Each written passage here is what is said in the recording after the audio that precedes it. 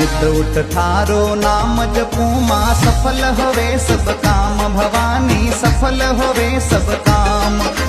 नित उठ तारो नाम जपो माँ सफल होवे सब काम भवानी सफल होवे सब काम।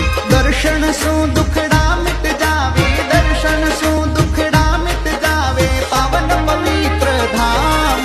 मैं तो चरणे आपरी आयु मारी सुंदा गडरी राय।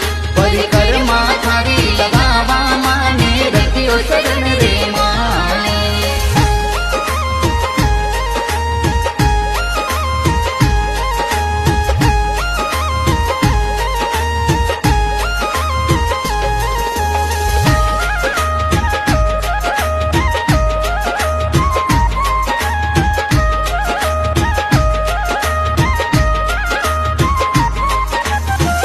जग जननी माँ दुख हरणी जगदम्बाए मात भवानी जगत